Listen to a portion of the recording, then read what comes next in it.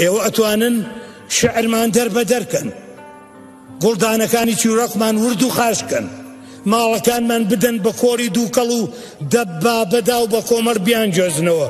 چێ نایزانێ ئێوە ئەتوانن ئازارمان لە پێکەنینی خۆتانە بتێننەوە،